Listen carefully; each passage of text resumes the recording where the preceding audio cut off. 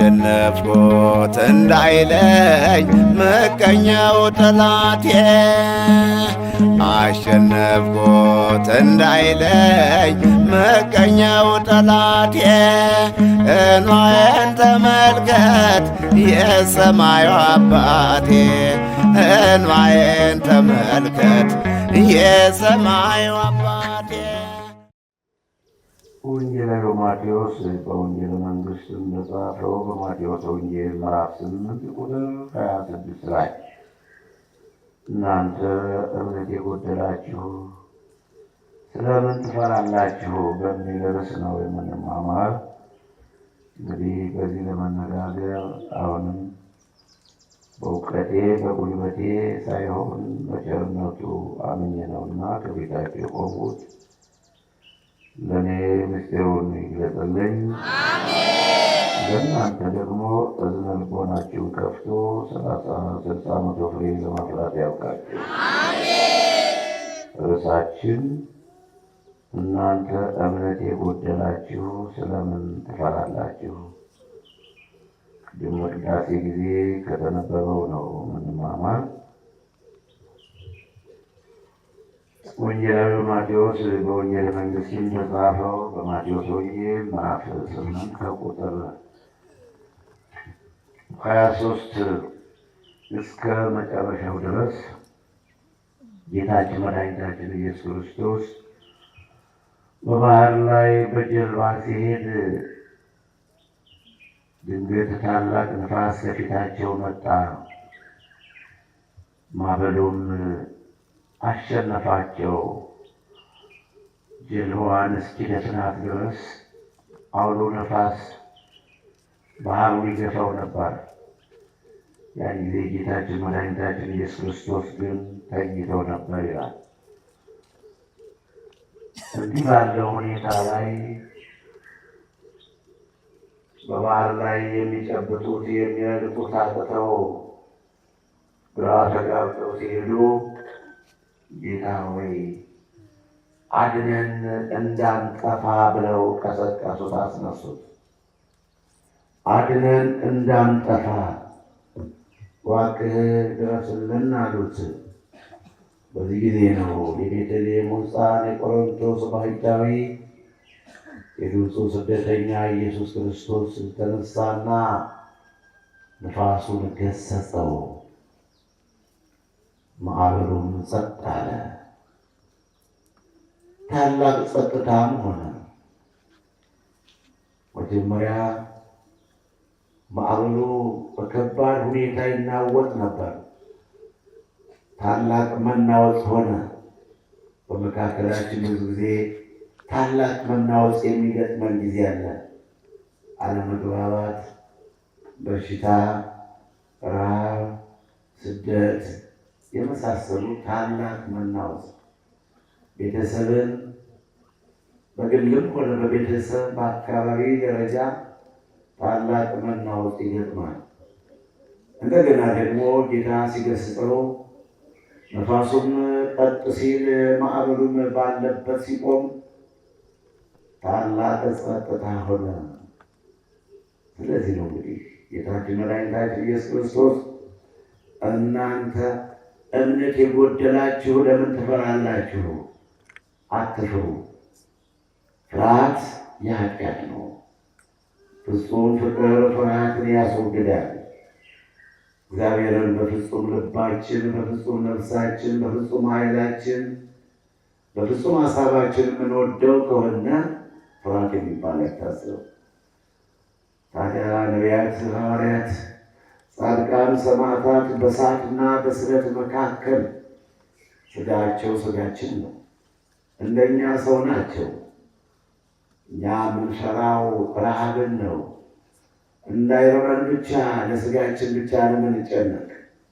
ስለዚህም ደግሞ ተጽፏል ለስጋ ብቻ እንዳንጨነቅ የተጻፈበታል። ዋናው ግን የሚያስፈራን ስጋችሁን የሚገድሉትን አትፍሩ። ማቴዎስ ምዕራፍ 10 ከቁጥር 28 ላይ ነፍስና ስጋን ገድሎ በገሃነም የሚቀጣውን እግዚአብሔርን ፍሩት። መፍራት ያለብን እግዚአብሔርን እንጂ ስጋችን የሚቀጡትን ይደበድቡናል፣ ይመቱናል፣ ይጣሉናል፣ ይገሉናል ብለውን ስጋችን የሚያሰቃዩትን ሊፈታተኑንን መፍራት ውጤት የለውም። ደግሞ ፈሪ አይጸድቅምም አያመልጥምም። ለመልካም ነገር ደፍሮ መግጠም እንጂ በመልካም ነገር ውስጥ ተጠራጥረን ብንገባ የገዳምም አይቀናም ነበር። ሞታለሁ ብዬ ብፈራ፣ ይጣሉኛል ብዬ ብፈራ፣ ሕግን ጠብቄ መንግስትን፣ ቤተ ክህነትን እንዲያውም ህዝቡን አመቻችቼ አስማምቼ እስራኤል መጀመር እንጂ እዛ በኋላ ላለው ጉዳይ እንግዲህ መልካም ስራ የማይወድ ሰይጣን እረፍት የለውምና በእኔም በስራ የሚነሳ ተስፋ ሊያስቆርጠኝ ወይም ስራዬን ሊያስቆርጠኝ አይችልም ማለት ነው። ስለዚህ ነው 18 ዓመት አልፎ 19 ለማለት ወራት ይቀሩ። እናንተ እምነት የጎደላችሁ ለምን ትፈራላችሁ? ጌታችን መድኃኒታችን ኢየሱስ ክርስቶስ ተነሳና ነፋሱን ገሰጸው፣ ባለበት ቁም አለው። ማዕበሉ ጸጥ አለ፣ ታላቅ ጸጥታ ሆነ። ታላቅ ጸጥታ ይሆንልን ሁላችን። በውስጣችን ወይም በአካባቢም በቤተሰብም ታላቅ መናወጽ የሚገጥመን ሰዎች አለ። ከእናንተ ደግሞ እኔ ብዙ ሰፋ ያለ እንዳቅሜ ብዙ ሰዎችን አስተዳድራለሁ። በዚህም ሕይወቴ በዚህም ኑሮዬ እንዲህ አይነት ችግር ቢገጥም ምናልባት ታላቅ መናወጥ ቢገጥም እግዚአብሔር አምላክ ያንን አስተካክሎ ደግሞ ታላቅ ጸጥታ ሐዋርያት ይታወቁ ይጨነቁ፣ ሞትን ሰጠን፣ አለቀልን፣ አሳበላን ሲሉ ተነሳና ገሰጸው፣ ማዕበሉ ጸጥ አለ፣ ታላቅ ጸጥታ ሆነ ይላል መጽሐፍ ቅዱስ። በዚህ ጊዜ እንዴ ነፋሳት ሁሉ የሚታዘዙልን ይህ ሰው ማን ነው? ነፋሱን ጸጥ አደረገው፣ ይህ ሰው ማን ነው ብለው አደነቁ፣ አመኑ፣ አመሰገኑት ጌታ። እኛ ስንጨነቅ ነፋሱን የሚገስጽ ባለበት ቁም ብሎ ማዕበሉን ጸጥ የሚያደርግ ጌታ፣ ይሄ በእውነት የእግዚአብሔር ልጅ ነው ብለው አመኑበት ተብሎ ነው የተጻፈ። ከዚህ በኋላ ቁጥር 28 ላይ በቁጥር 28 ላይ ደግሞ የተጻፈው እናነብላችኋል። ማቴዎስ ምዕራፍ 8 ቁጥር 28 እስከ 27 ነው ያነበብኩት። በ28 ላይ ደግሞ ጌታችን መድኃኒታችን ኢየሱስ ክርስቶስ እንዲሁ ለስብከት ለማስተማር ሲሄድ በመቃብር የሚኖሩ ሁለት ክፉ መንፈስ ያደረባቸው ሁለት ሰዎች እየሮጡ ወደ እሱ መጡ። ያደረባቸው መንፈስ በጣም እጅግ ክፉ ነው ይላል መጽሐፍ ቅዱስ። ክፉ መንፈስ ሰው በዛ አካባቢ ማለት አይችልም። ይሰድቡታል፣ ይደበድቡታል፣ ያንገላቱታል። እነዛ በመቃብር ያለው የመቃብር መንፈስ ወንጌላዊ ማርቆስ ወንጌለ መንግሥት እንደጻፈው በማርቆስ ወንጌል ምዕራፍ 5 ከቁጥር 1 እስከ 20 ድረስ ተጽፏል። ማቴዎስ ሁለት ሰዎች አጋንንት ያደሩባቸው በመቃብር የሚኖሩ ሲፈልጉ ወደ ምድረ በዳ ይሰዳቸዋል፣ ሲፈልጉ ወደ ባህር በተለያየ ቦታ ሰው አሳልፎ ጌታችን መድኃኒታችን ኢየሱስ ክርስቶስን ባዩት ጊዜ ግን አቤቱ አንተ እግዚአብሔር ኢየሱስ ክርስቶስ ሆይ አሉት። እየወደቁ እየተነሱ መወርወርም የለም፣ ማንገራጠጥም የለም፣ መሳደብም የለም። አንደበት ሁሉ እግዚአብሔርን ያመስግን፣ ጉልበት ሁሉ ለኢየሱስ ክርስቶስ ይንበርከክ። ፊልጵስዩስ ምዕራፍ 2 ቁጥር 10 ላይ አጋንንትም ያምናሉ፣ ይንቀጠቀጣሉ።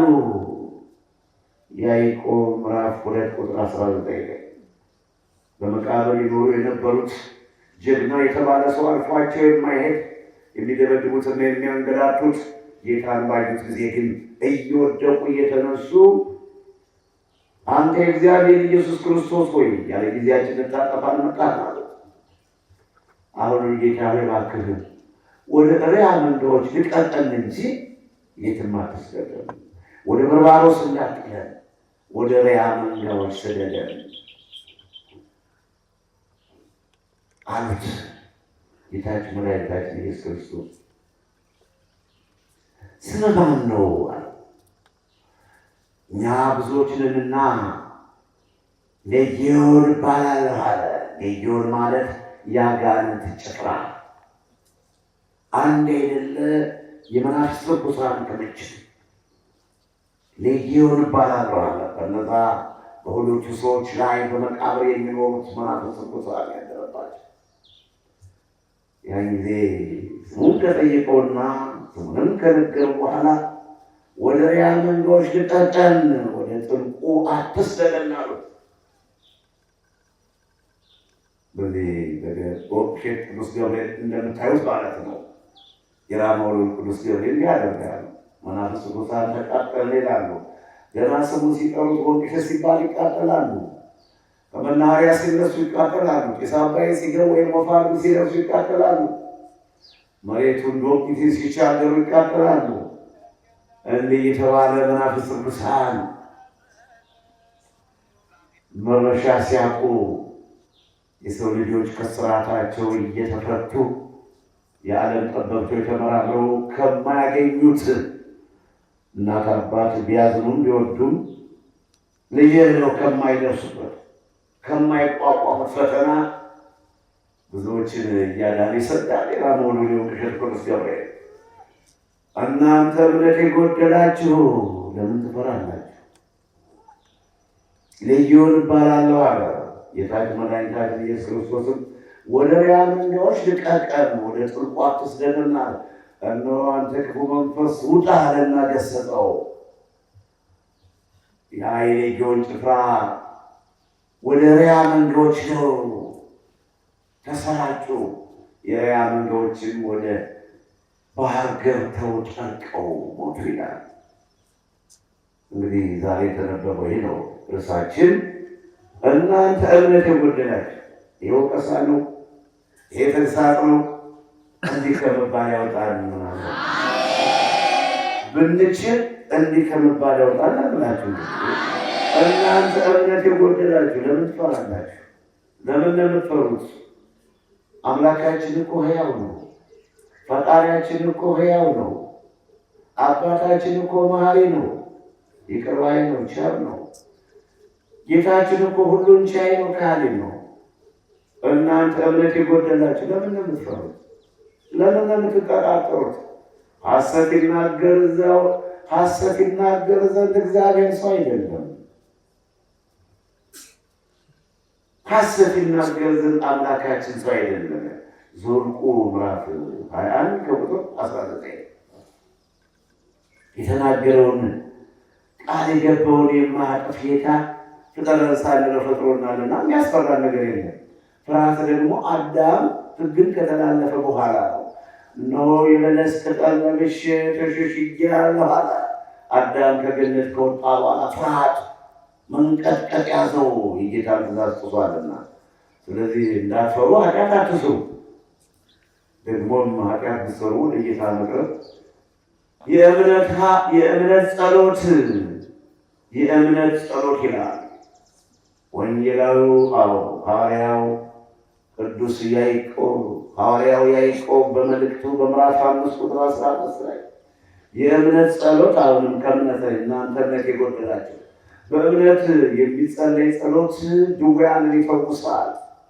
በእምነት አልቅሰናል ብለን የምንጮኸው ጩኸት ድውያንን በሽተኞችን ይፈውሳል። ስለዚህ ነው እኮ ብሔር ብሔረሰቦች በተለያየ ቦታ መጣችሁ አይነ ምሕረቱን ተስፋ አድርጋችሁ የምትጠባበቁ ይሄ ጥቅጥቅ ያለ ጫካ ነው ወይ ከተማ አይደለም ወይ ማክስ አጎት የላችሁ ወይም የእርሻ መሬት የለውም። የሚያስፈራ እንኳን ሌሊት ቀን እንኳን ክረምት በጋ የሚያሰራ ቦታ ነው።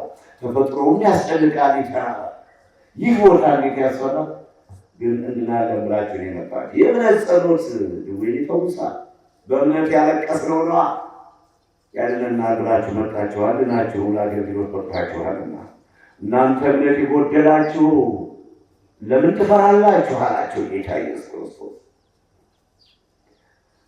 ያን ጊዜ ያው ማዕበሉን ጸጥ አደረገው። በሰላም ጉዟቸውን ቀጠሉ ብለን የደረስነው።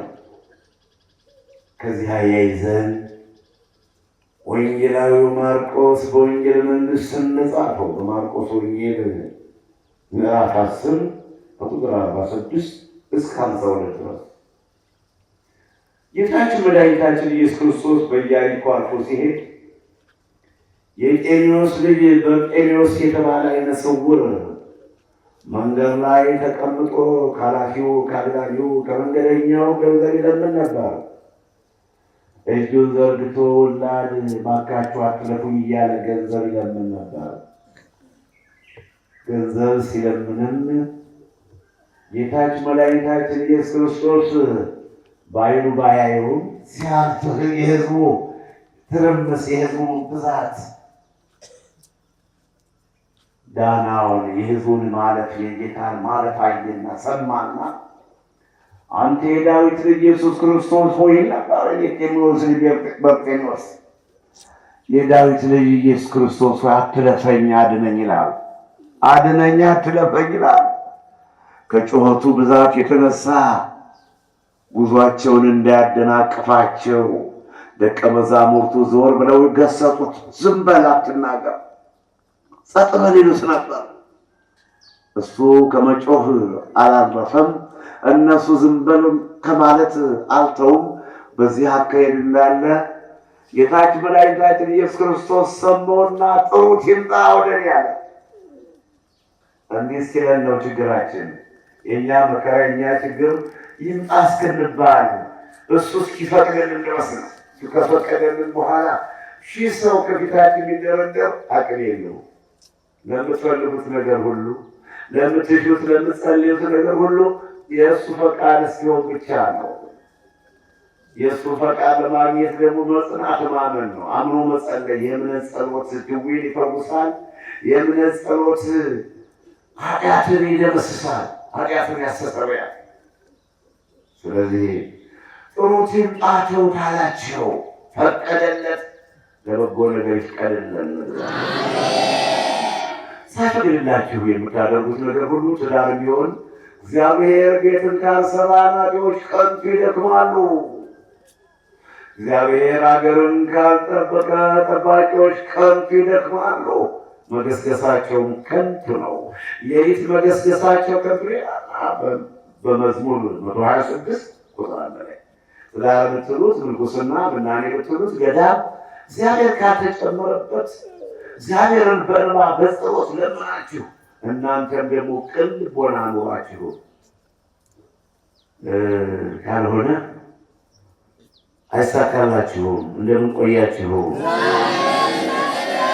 አሁን ዝናብ አስሮጧችሁ ከዛፍ ብትጠጉ ዝናብ ነው እንግዲህ ያስሮጧችሁ፣ ዝናብ ነው።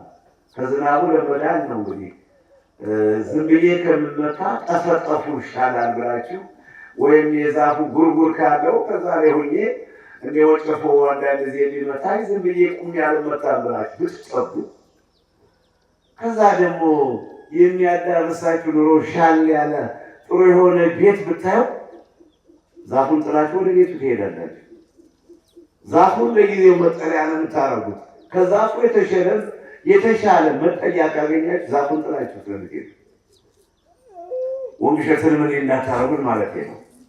ምናልባት ኤት የመጣባችሁ ለጊዜው መጠለያ ብታረጉት የትምህርቱ ስራችሁ ሲቋረጥ ምናልባት ከትዳር ጓደኛችሁ ጋር የተጣላችሁ ቤቴ ከፈረሰ ብላችሁ ወደ ወንግሸት ብትገቡ ሰራተኛ ሆናችሁ ዕቃ በመስበር ክፈይ ተብላችሁ ወይም ደሞዝ ተቀምጣችሁ ካለዛም ደግሞ የአሰሪዎቻችሁን ወርቅና ብር ሰርቃችሁ ብትመኑ ልክ ዝናብ መጥቶት ከዛፍ እንደተጠጋው የተሻለ ነገር ሲያገኝ ደግሞ ጥሎ እንደሚሄድ ማለት ነው። ነገራችሁ የተመቻቸ ከመሰላችሁ ወንድ ሸክመችን ሁሉን ነገር ያመቻቻል። በዚህ ገዳም ላይ ሁሉን ነገር ያመቻቻል። ገና ስትረግጡት ነው ተፈጥሯችሁ የሚቀየር። ስለዚህ እንግዲህ ቀን ከወጣልኝማ ብላችሁ የምትክዱትና ከመካድም አልፎ ደግሞ በውስጡ ተቀምጣችሁ ስራውን የምታፈርሱበት ከሆነ አለመመነኑ ወይም አለመመንኮሱ ይሻላል። በትዳርም ቢሆን እንደዚህ ነው። ሰላም አዳሪውን ሰውዬ ጠጋ ብለሽ ሰላም አዳሪዋን እህታችን ጠጋ ብለህ ከምታስቸግራት ህይወቱን፣ ወረቷን፣ ገንዘቧን ከምታስተጓጉል ወረቷን ከምትቀማ የምትበላ ራስን ችሎ መኖር ይሻላል። እናንተ እምነት የጎደላችሁ ስለምን ትፈራላችሁ ተብሎ ነው የተጻፈው። እንደምን ቆያችሁ ወገኖች? የኤሜዎስ ልጅ በርጤሜዎስ የዳዊት ልጅ ጌታዬ ኢየሱስ ክርስቶስ ሆይ እያለ ይከተለው ነበር። ሁለት ዓይኑን ታውሯልና ሲለው ልብሱን ጣለና እየዘለለ እየወደቀ እየተነሳ ተከተለው። ጌታም ዞር ብሎ ተመልክቶ ምን እንዳደርግልህ ትወዳለህ አለው። ቁጥር 50 ላይ ምን እንዳደርግልህ የምትወዳለው? የቤተልሔም ሕፃን የቆሮንቶስ ባሕታዊ የግብፁ ስደተኛ ኢየሱስ ክርስቶስ ለጤሜዎስ ልጅ ለበርጤሜዎስ እንዲህ ሲለው አይ ዘንድ እፈልጋለሁ አለ። እንደ እምነት ይሁንልህ አለው። እያየ ተመላለሰ ይላል። እንደ እምነታችን ይሁንልና። እናንተ እምነት የጎደላችሁ ለምን ትፈራላችሁ? ፍርሃትን ምን አመጣው? እግዚአብሔርን ያህል ጌታ ገነትን ያህል ቦታ እያለና ምንም ባለመታደል አዳምና ሔዋን ተሳስተው ብንቀማ መልሶናል። ሁለተኛው አዳም ኢየሱስ ክርስቶስ ወደ ቀድሞ ክብራችን መልሶናል። በኃጢአት ካልወደቅነ ገነትን ያህል ቦታ እግዚአብሔርን ያህል ጌታ አለን። የሚያስፈራለን። በወደደን በእርሱ ከአሸናፊዎች እንበልጣለን ይላል ሮሜ ምዕራፍ 8 ቁጥር 36 ላይ።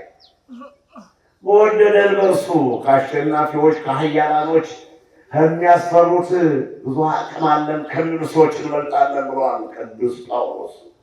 ስለዚህ እናንተ እምነት የጎደላችሁ እምነት የሌላችሁ ለምን ትፈራላችሁ? እንግዲህ የጤሜዎስ ልጅ በርጤሜዎስ በኢያሪኮ እምነት እንደ እምነት ይሁንልህ አለ። በማመኑ ሁለት ዓይኑ በርቶለታል። አሁንም እምነቱን በእውነት እውነተኛ አማኝ ልብ ይስጠን ጌታ። ወይም አምነን ለመዳን ያብቃና እየተጠራጠርነ ዘመን ከመቁጠር እየተጠራጠርነ ቀን ከመቁጠር ድነን ተፈውሰን ወደ የቅዳችሁ ለመሄድ ያብቃችሁ። አሁንም ወንጌላዊ ማቴዎስ ወንጌል መንግሥት እንደጻፈው በማቴዎስ ወንጌል ምዕራፍ 21 ከቁጥር 19፣ 20፣ 21፣ 22 ላይ ይህን የተጻፈው ላነበላችሁ። ጌታችን መድኃኒታችን ኢየሱስ ክርስቶስ ከቢታንያ ተነስቶ ይገሰግስ ነበር። ማልዶ ከቢታንያ ተነሳና ተራበ ይላል። የእኛን ራብ ከእኛ ለማራቅ ስለኛ ተራበ። አንዲት በለስ አየና የበለስ ዛፍ ፍሬ እንዳለባት ብሎ ጠጋ ብሎ ሲመለከት ፍሬ አልነበራትም። ያቺ በለስ ፍሬ አልባ ነበረች። ለዘላለም ፍሬ አይኑርብሽ ብሎ ረገማት። በእምነታችን ጸና ዘንድ ምግባር ሃይማኖትን ከምግባር አጽንተን እንኖር ዘንድ ጌታ ይህን ተስፋ አለ። እንዲህ ጸንተው ይኖራሉ ብሎ ሲመለከት ከዚህ ውጭ ከሆነ ግን እንደ በለሲቱ ከመረገም ያወጡ በምሳሌ ነው። ለበለሲቱ ተጨንቆላት አይደለም በምሳሌ የሚያስተምረን ጌታ።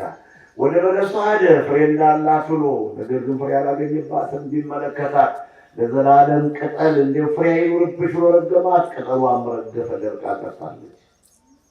አሁን ጌታ ሐዋርያት ተጠጋሉና ጌታ ሆይ ይህ እንዴት እንዲሆነ ቁመን እየተመለከተ ቅጠሏ እንደ ምድረ በዳ ዛፍ ቅጠሏ እንዴት ኩሽል ብሎ ወደቀ ብለው ተደነቁ ደቀ መዛሙርቱ።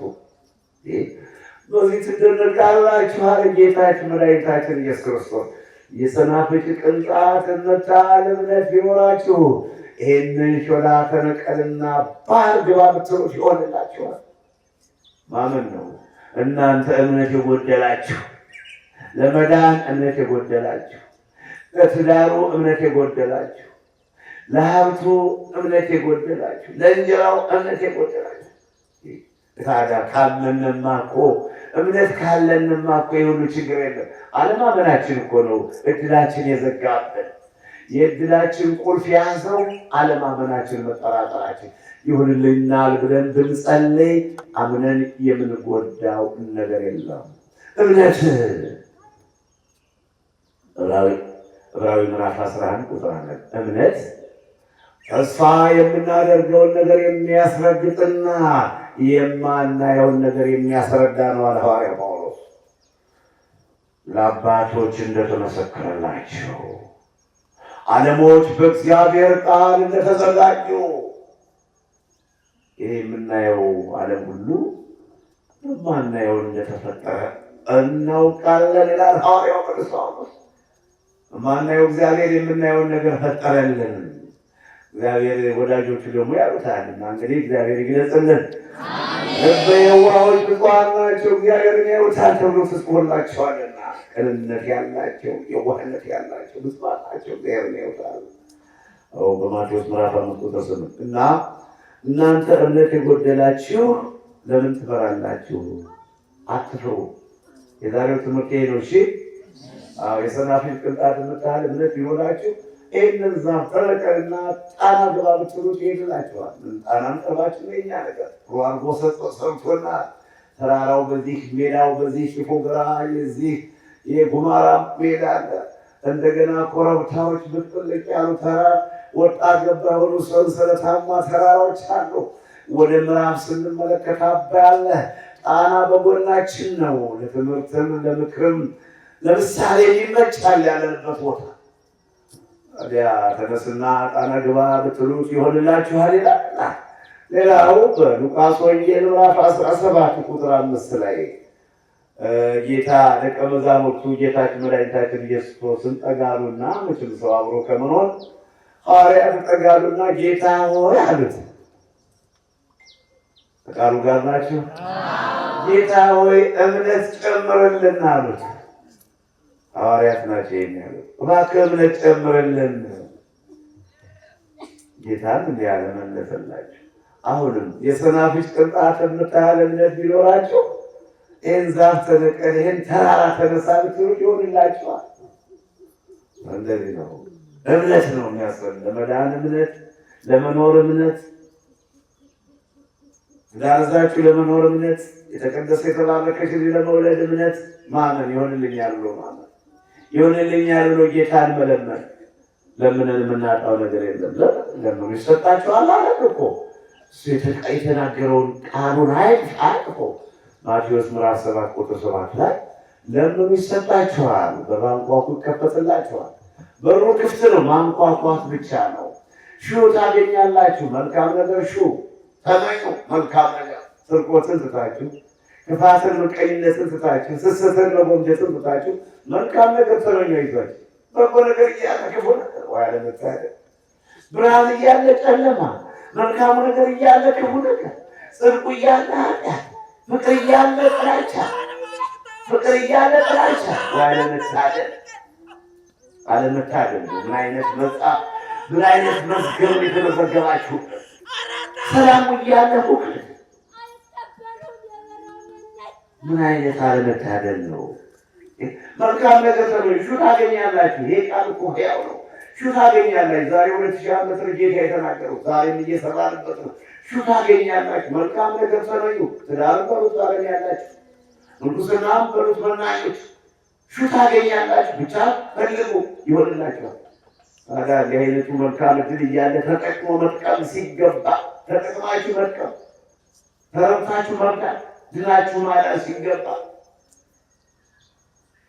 የሰው ሀብት መመኘት፣ የሰው ክብር መቀነስ፣ አለመታደል።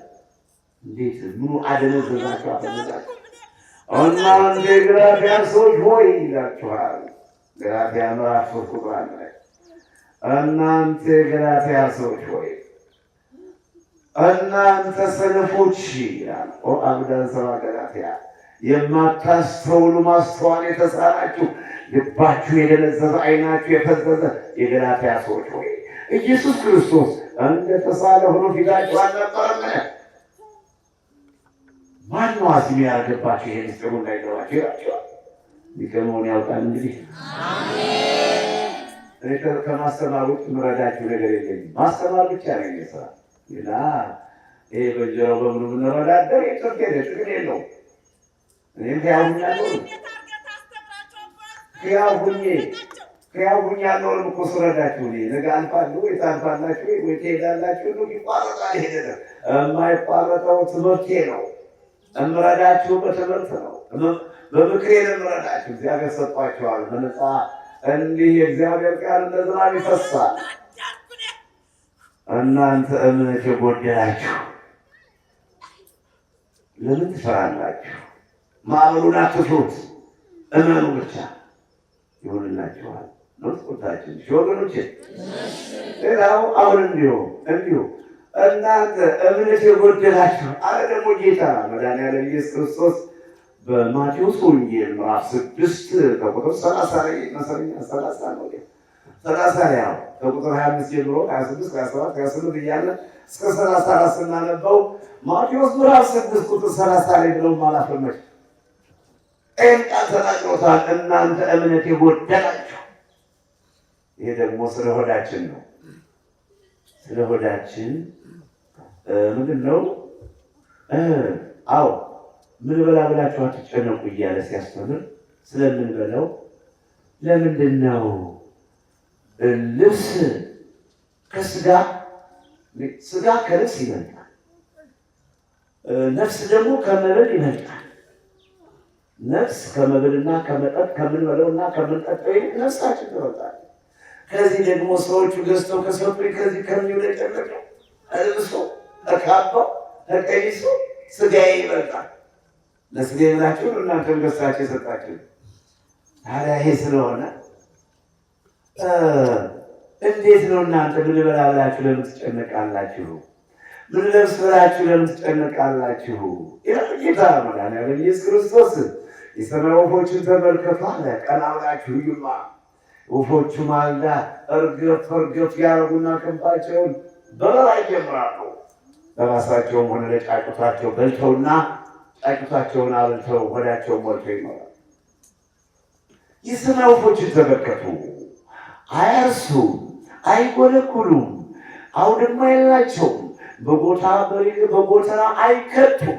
ነገር ግን የሰማይ አባታችን ይመግባቸዋል። የምድረ በዳ አበባዎችን ተመልከቱ አለ። ስለ ልብስ ደግሞ አይፈትሉም።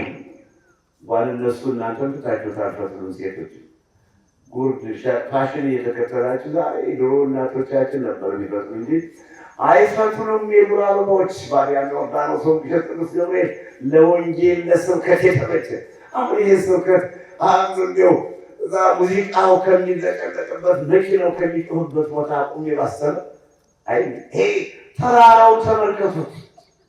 የምድረ በዳ አበባዎች የተራራ አበባዎች አይፈትሉም። ለና ስለ ወፎች ግን ከአንዱ ዛፍ ዘለው ወደ አንዱ ዛፍ ስንኖር የወፎችን ዜማ እየሰማን ነው። ባሪያ ዮርዳኖስ ወንጌል ቅዱስ ገብርኤል የታደልነው እኛ እግዚአብሔር አምላክ በዚህ ባለቀው በዚህ በክፉ ዘመን ስለዚህ ሰው ለስጋው በተስገበገበ በጎደጀበት ዘመን እኔና እናንተ በስምንተኛው ሺህ ገዳም መቀመጣችን አቤት እድላችን! አቤት የታደልነው! ዛቅ ነው ክብሩን፣ ዛቅ ነው። እንደ ወንድ እሸት አሸዋ በከተማ የሚገዙ አሸዋ ተገዝቶ ነው በመኪና ተገርጦ እኛ አባይ ነው የምናፍሰው አሸዋ እኛ እናፍሰዋለን፣ እሱ ይጨምራል። ዶቢት ነው የምናፍሰው አሸዋ እኛ እናፍሰዋለን፣ እሱ ደግሞ ጨምሮ ያለ አፈስ ነው። በዚህ ባለቀው ዘመን ዛሬ ሰው እናትና ልጅ በተካካለበት፣ አባትና ልጅ በተካካለበት፣ ሰው ያለው አንሶት ሌላ እየተመኘ ያለው የእሱ አንሶት የሰው እያሰበ በወደቀበት በዚህ ሰው ፍጥረቱ በተፈተነበት ዘመን እኔና እናንተ መከራን እየታገስን ግፍ እየተቀበልን እየተሰደነ ባዲያም ዮርዳኖስ ወንቅ እሸት ቅዱስ ገብርኤል አንድነት ይላል። እድለኞች ነን። እድሪቱን መቼም የያዛት የለም። አሁን ከኛ የሚጠበቅ የተግባብቶ መኖር ቢቻል፣ ባይቻል ደግሞ ራሱን ጠብቆ የሚኖር ይጸድቃል። ለምን ትፈራላችሁ እናንተ እምነት የሌላችሁ? በእምነታችሁን ማጸኑ ለምን ትፈራላችሁ በሚል ነበርና እንግዲህ ወንጌል ነው ታዲያ በማቴዎስ ወንጌል ምዕራፍ 6 ከቁጥር 25 አንስቶ እስከ 34 ድረስ ስለዚህ ያብራራል። የዱር አበቦችን ተመልከቱ። ማዶንም ተራራ ይቱት ወደ ምስራቅ፣ ሰሜን፣ ምዕራብ፣ ሰሜን፣ ደቡብ፣ ምስራቅና ምዕራብ ብትመለከቱት በተራራ ላይ ተከበበ ነው። ተራራ አለ፣ እንደገና ዛፍ አለ። ታዲያ በተቀደሰው ተራራ ላይ ጌታችን መድኃኒታችን ኢየሱስ ክርስቶስም በማቴዎስ ምዕራፍ 5 በማቴዎስ ምዕራፍ 6 በማቴዎስ ምዕራፍ 7 ተራራ ላይ ሆኖ የሰበከው የተራራው ስብከት ይባላል። እኛም አሁን ያለንበት ተራራ ውስጥ ነው ያለነው። እድለኛ ነን መቼም እግዚአብሔር ፍጻሜያችንን ያሳምረን። ስለዚህ ታዲያ መከራ ብንቀበል ምን ችግር አለበት? ብንገፋስ ምንድን ነው ችግሩ? ብንሰቃይስ ምንድን ነው ችግሩ? ለጽድቅ እኮ ነው፣ ለዘላለም ቤታችን እኮ ነው። ሰው ለዚህ ዓለም ለ40 ዚንጎ ቆርቆሮ ለ60 ዚንጎ ቆርቆሮ እንኳን መከራውን ይቀበላል፣ እንኳን ለዘላለም ቤታችን። ብንገፋም በደስታ እንገፋ ይዟቸው። እናንተ እምነት የጎደላችሁ ለምን ትፈራላችሁ? እሺ እና አሁን የት ነው ያለነው? የዱር አበባዎችን ተመልከቱ ማለት አይፈትሉም፣ በሸማቃም አይሰሩም። ነገር ግን ሰለሞን እንኳን በክብሩ ከዛ ያን የመሰለ ከሱ በፊት በሱ ዘመን ከሱ በኋላ የሚመስልህ የለም የተባለው በእግዚአብሔር ዘንድ ጸጋውና እውቀት ጥበብ የተገለጸለት ሰለሞን እንኳን ከነሱ እንዳንዷ አልለበሰም። የዱር አበቦችን የሚለብሱትን ህብሩ ያማረ ቀለም ሰለሞን እንኳን መልበስ አልቻለም ይላልና እና ታዲያ እዚህ ላይ ነው እንግዲህ እናንተ እምነት የጎደላችሁ አመጣው እንጂ የሰማይ ወፎች ምግባቸውን የሰማይ አባታችን ሲመግባቸው የዱር አበቦች በተለያየ ህብር አሸብርቀው ሲታዩ እናንተ እምነት የጎደላችሁ ምን በላ ብላችሁ ለምን ትጨነቃላችሁ? ከቁመታችሁ በላይ ስንዝር መጨመራችሁ፣ ክንድ መጨመራችሁ፣ ጥቁሩን ፀጉራችሁን ነጭ ወይም ነጩን ጥቁር ማድረጋችሁ ምናልባት ባልቴት ናት እንዳልባል ብላችሁ ሽበታም እንዳልባል ብላችሁ ቀለም የምትቀቡት ካልሆነ በቀር በተፈጥሮ ጥቁሩን ነጭ ነጩን ጥቁር ማድረጋችሁ። እኔ ባልቴት መባል አልፈልግም፣ እስከ ብልተትና መቆየት አልፈልግም ብላችሁ መቼም የዘመኑ ዕድሜ አጭር ስለሆነ ፀጉራችሁን የምትቀቡ ከሆነ እንጂ ጥቁሩን ነጩን ጥቁር ማድረግ አይቻልም። ስለዚህ እናንተ እምነት የጎደላችሁ ምን በላበላችሁ ለምን ትጨነቃላችሁ? ትምህርታችን የማረገ ወገኖች እንደዚህ እያደረግን ነው የምናገጣጥመው። አይዟችሁ ነው የበረሃው ስብከት የበረሃው አገልግሎት እንዲህ ነው። ለምን ምን በላብላችሁ ትጨነቃላችሁ? ለምን ምን በላብላችሁ ስለ ንግጣ ታስባላችሁ? እናንተ እምነት የጎደላችሁ እምነት ጎድሏችሁ ነው እንጂ እግዚአብሔርስ የሰማይ ወፎችን አላስራባቸውም፣ የዱር አበባዎችንም ራቆታቸውን አልተዋቸውም። እንዲሁም ከሰለሞን በላይ አጊጠው ተገኝተዋል። እንደምን ቆያችሁ? አሁን እኔና እናንተ ቁርስ አልበላን ማለት ነው። ወፎች እስካሁን ሆዳቸውን አዳምሰው እንደሆነ እስካሁን ድረስ ቤቱን እየተሯሯጡ መቼም አንዱ መብላት ነው ብላ ተባላ። ይሄ ትውልድ ይሄ ዘመን ትሉንም ቅጠሉንም እያሉ ሆዳቸው ሞላተው ነው ወፎቹ። ከኛ ቀደሙ እኮ ከኛ የበለጠ ቀደመው ሆዳቸው ሞልተው ይህን እናንተ መጨነቅ ከምን በሽታ ማጠራቀም በሽታ መሰብሰብ ብንጨነቅ ጥቅም የለውም። እናንተ እምነት የጎደላችሁ ይህን እስከድረስ ካደረስኩላችሁ ወንጌል በማርቆስ ወንጌል መንግስት እንደጻፈው በማርቆስ ወንጌል ምዕራፍ 9 ከቁጥር 17 እስከ 29 ድረስ አንድ ነገር ልበላችሁ። በማቴዎስ ወንጌል ምዕራፍ 17 ከቁጥር 14 እስከ 21 ድረስም ያው ተመሳሳይ ተጽፏል። አንድ ሰው ደንቆሮና ድዳ መንፈስ ያያዘው ያደረበት ልጅ ነበረው። ወደ ደቀ መዛሙርቱ ወሰደውና ያድኑልኛል ብሎ ለሐዋርያት ሰጣቸው። ሐዋርያትን ሞከሩና አልቻሉም። ያ ሰው ልጁ እየታመመበት በሽታው ጸንቶበት ከታማሚው አስታማሚው ተቸግሮ ይኖር ነበር። ጌታችን መድኃኒታችን ኢየሱስ ክርስቶስን አየውና ጌታዬ ሆይ ልጄን አድንልኝ፣ ደንቆሮና ድዳ መንፈስ አድሮበታል እያለ ሲለው ለደቀ መዛሙርት ሰጠኋቸው፣ ማዳን አልቻሉም፣ አልሆነላቸውም ብሎታል። ያን ጊዜ ከዚህ እንግዲህ 2-3 ነገር የምንማማረው አለ። ሁሉንም እንመልከተው። ደቀ መዛሙርትህን ሰጠኋቸው፣ ማዳን አልቻሉም። ቢቻልስ አለ ጌታዬ ሆይ ቢቻልስ አድንልኛል። አሁን ቁጥር 20፣ 21፣ 22 ደርሻለሁ። ጌታችን መድኃኒታችን ኢየሱስ ክርስቶስ ደግሞ ለምን ቢቻል ትለኛለህ? ለሚያምን ሁሉም ይቻላል። እናንተ እምነት የጎደላችሁ ለሚያምን የማይቻል ነገር የለም። ቅድም ተራራው የሚነሳል አናደለም እንዴ?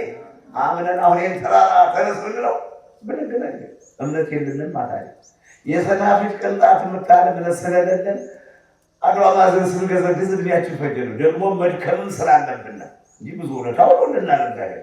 ከዚህ ተራራ ይልቅ ተራራ ማስነሳት ይልቅ ብዙ አድርጎልናል። ከዳዊት አንስቶ ይሄንን ክብር መስጠት ለጌትነቱ ክብር ምስጋና ነውና ለእኛ ያላረገው ምን ነገር አለና? ለእኛ ያላረገልን ነገር የለም። ተራራማ እኛ አንቆፍረው ምን ውለታችን እግርሽን ዘርግተሽ ብትወጪ ተራራውን ያቆፍረው። እግዚአብሔር ግን ለእኛ ብዙ ስራ ሰርቶልናል። ከተራራው በላይ ተራራ የሆነውን ጠላታችን ሁሉ እያንበረከከ እዚያ ደርሶና ጌታ እንደምን ቆያችሁ? እናንተ እምነት የጎደላችሁ እንደምን ትፈራላችሁ? ማቴዎስ ምዕራፍ 8 ቁጥር 26 ላይ የተጻፈ ቃል ላይ አሁን እንደዚህ ሆነና የት ላይ ነበር ነው? ማርቆስ ደና ወደ ማርቆስ ነው ወንጌላዊ ማርቆስ እንደጻፈው ለሚያምን ሁሉ ይቻላል አለው። ቢቻልስ አለው። ሐዋርያት አቅቷቸው መልሰውበት እንደዛ መስሎ አሁን አንዳንድ ሰው ቅድም ትናንትና አማንማንያ ጸበል እጀ ነበር ወደ ወንቅሸት ይሰራሉ። ለካ ጸበልም ሪፈራል ነው ማለት ነው። ያልገባን ነገር አለ። አልገባንም እንጂ አንዱ ጸበል ወደ አንዱ ጸበል ሪፈር ይጽፋል። ያቅም ጉዳይ ነው። የችሎታ ጉዳይ ነው። የቅድስና ጉዳይ ነው። እናንተ እምነት የጎደላችሁ ለምን ትፈራላችሁ? እና ከዚህ በኋላ ለምን ቢቻልስ ምንድን ነው ያለው? ቢቻልስ ልጄን አድንልኝ ለሚያምን ሁሉ ይቻላል ብዬ ቆምባለ አመሰው ንግራ ይቻላል ተነገር ለሚያምን ሁሉ ይቻላል። ቢቻልስ ለምን ትለኛለህ አለው። መቼ ነው ያዘው አለው። እኛ እንግዲህ መንፈሱ ብናነጋግር ያልገባችሁ ተቃዋሚዎች የዲያብሎስ የግብር ልጆች ምስጢሩ እንዳይወጣባችሁ ነው። ይሄን ትውልድ በድግምት በመተፋፈስ ዛደን ዘዘው የለ ምስጢሩ እንዳይወጣብህ ነው እንጂ ጌታዬን ጠይቆታል።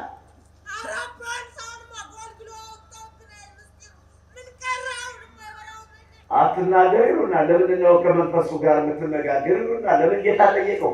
መቼ ነው የያዘው አለው አባትየውን የታመመውን ልጅ ይህ ልጅ በሽታው የያዘው ከመቼ አንስቶ ነው አለ። አባትየው ከሕፃንነቱ ጀምሮ ነው አለ። እንዴት ነበር የበሽታው ጠባይ? በጨረቃ ይነሳበታል፣ ከእሳትና ከውሃ ልጣሪ ይለዋል፣ ሲነሳበት ምራቅ ያስዳፍጠዋል አለ። አብራራለ ጌታ ታዲያ ይህንን መጠየቅ ፈልጎ ልብና ኩላሊት የሚያውቅ ጌታ ይህንን ለእኛ ምሳሌ ነው የተወልን ያስቀመጠበት። ከዚህ በኋላ አንፈራገጠው። ያንን ተመልካቾች እስኪገረሙ ድረስ አንፈራገጠው። ጌታም አንተ ክፉ መንፈስ ከዚህ ሰው ውጣ፣ ድግም አትመለሳለህ አስቀመጠው። የሞተ እስኪመስል ድረስ ተንፈራግጦ ወደቀ።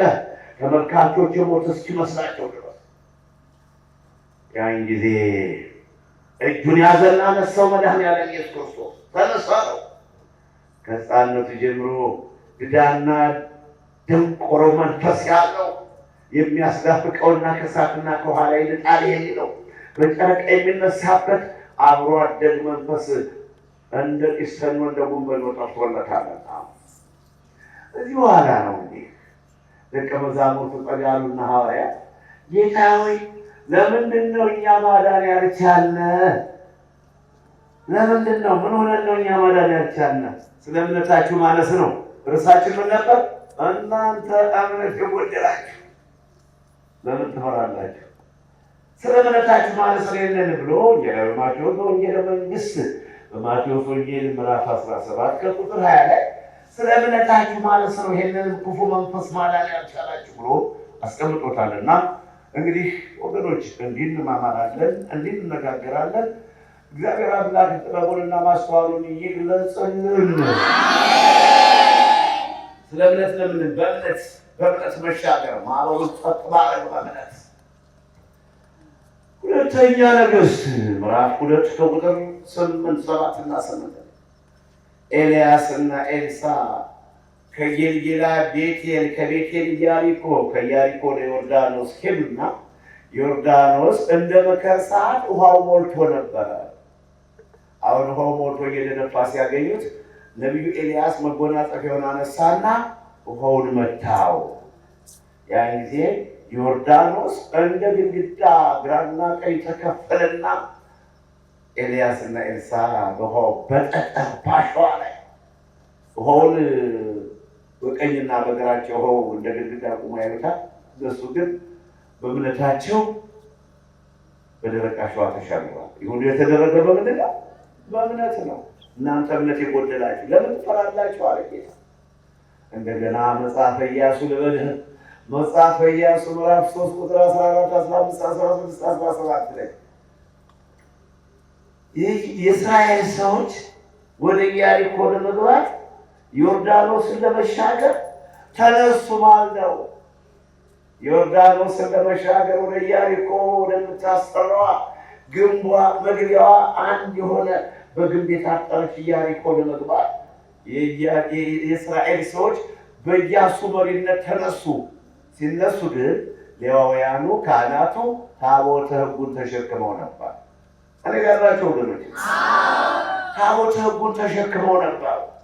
ዝም ብለው ዮርዳኖስን አይሻገሩም። አሁንም እንደ መከር ሰዓት ዮርዳኖስ አፍስተ ገደፉ ሞልቶ ነበርና ያንን መሻገር ያ ሁሉ ሰፊ ሕዝብ ከእስራኤል ከግብፅ የተነሳው ሰፊ ሕዝብ 40 ዓመት እየተጓዘ ሲል ደረሰ። ወደ ኢያሪኮ ፊት ለፊት ቀረበና ከዮርዳኖስ ወንዝ ደረሰ። ዮርዳኖስን በምን ይሻገሩት? ጀልባ የለም፣ ባርካ የለም፣ መርከብ የለም። በምን ይሻገሩ? ካህናቱ ታቦቱን ተሸክመው የካህናትን ክብር ይትማ ታቦተ ሕጉን ተሸክመው ካህናት ቀጥታ ሕዝቡን እየመሩ ወደ ውሃው እንዲገቡ ተደረገ። ካህናቶች ታቦተ ሕጉን ተሸክመው ወደ ወንዙ ሲገቡ የውሃውን ጫፍ ሲረግጡት ውሃው እንደ ግድግዳ ተከፈለላቸው። ዮርዳኖስ እንደ ግድግዳ ተከፈለ። ያን ጊዜ የእስራኤል ሕዝብ ታቦተ ተሸካሚዎች ቆመዋል። ከወንዙ ላይ አይንቀሳቀሱ ቆመዋል። ሕዝቡ ሁሉም ተሻግሮ ወደ ኢያሪኮ ፊት ለፊት ተሻግሮ ሲጨርስ ካህናቶች ደግሞ ታቦቱን እንደያዙ አሁን ውሃውን ተሻግረው ከወደቡ ጫፍ ሲደርሱ ዮርዳኖስ እንደነበረ ሆኖላቸዋል። ይህ እንግዲህ የእምነት ጉዞ ነው። እናንተ እምነት የጎደላችሁ ታዲያ ከእኔ ጋር ናቸው ወገኖች? ሐዋርያት ይህን ሁሉ መጽሐፍ እያነበቡ ይህን ሁሉ እያዩ የኦሪቱን መጽሐፍ እያዩ እንዴት ያን ጊዜ የጥብርያዶስ ባህር ነፋሱ ሲያወክ ማዕበሉ ሲነሳ ለምን ደነገጡ? ያው ጌታ ይዘው ከጌታ ጋር ሆነው ከመድኃኒዓለም ከኢየሱስ ክርስቶስ ጋር ሆነው ደነገጡ። አባቶቻችን ታቦተ ሕጉን ተሸክመው ዮርዳኖስን በደረቅ አሸዋ ተሻግረው፣ ኤልያስና ኤልሳ በደረቅ አሸዋ ዮርዳኖስን ተሻግረው። ታዲያ ሐዋርያት ምን አስደነገጣቸው? ስለዚህ እኮ ነው ጌታ እናንተ እምነት የጎደላችሁ ለምን ትፈራላችሁ አለና ነፋሱን ገሰጸው። ትምህርታችን እንዲህ ነው። አሁን ደግሞ ዘጸአት ልበልና ትምህርት የላጠቃልላችሁ። ዘጸአት ምዕራፍ 14 ከቁጥር 13 ጀምሮ እስከ መጨረሻው ልማነብላችሁ። ይሄ ትምህርታችን ማጠቃለያ። ሌላ ምስጢር ቢመጣም ሌላ ጊዜ እንቀጣጠርበታለን። አሁን ዘጸአት ምዕራፍ 14 ከቁጥር 13 ጀምሮ እስራኤል ከግብፅ ከወጡ በኋላ ዞር ከፊታቸው የኤርትራ ባህር ቀይ ባህር ደርሰዋል። የኤርትራ ባህር ከፊታቸው አለችና እንዴት ለምንሻገር እያሉ ሲጨነቁ ዞር ብለው ሲያዩ ደግሞ ፈርዖን እስከ ሰራዊቱ ደረሰባቸው። እየጋለበ በሰረገላ በፈረስ ሰራዊቱና መሳፍንቱ መኳንንቱ እየጋለቡ ደረሱበት ከሙሴ። ያን ጊዜ የእግዚአብሔር መልአክ ከፊታቸው ቆመ። ከመካከል ላይ በግብፅና በእስራኤል መካከል የእግዚአብሔር መልአክ ቅዱስ ሚካኤል ሰይፉን መዞ ቆመ። አምደ ብርሃን ተተከለና በግብፅ ጨለማ አዋጣቸው። ጨለማ ድቅድቅ ጨለማ አዋጣቸው። ለእስራኤል ግን ምርሆ መዓልተ በደመናው ሁሉ ሌሊት በብርሃነ እሳት፣ ሌሊት በእሳት ብርሃን ቀን በደመና መራቸው ብሎ በመዝሙር 77 ቁጥር 14 ላይ እንደተጻፈ ለእስራኤል ሌሊት ሁሉ ያበራላቸው ነበር እንደ ፀሐይ፣ ለግብፅ ደግሞ ጨለማ ሆነባቸው። በመካከል አምደ ብርሃን ተተክለዋል፣ ቅዱስ ሚካኤል ቆሟልና። ያን ጊዜ በሙሴ ላይ አጉረመረሙ። ሙሴ እንዴት ለዚህ ነው ያወጣህን እንዴ? በግብፅ ምድር መቃብር እንዳጣን ሁሉ እዚህ አመጣህ ጥለህ ነው? ይኸው ፈርዖን እስከ ሰራዊቱ መጣብን፣ ሰረገላው ፈረሰኛው መጣ፣ አሟሟታችን ከፍ አሉና ለሙሴ ጮኹበት። ይሄ ትምህርታችን ማጠቃለያ ነው። ያን ጊዜ ሙሴ ወደ እግዚአብሔር አመለከተ።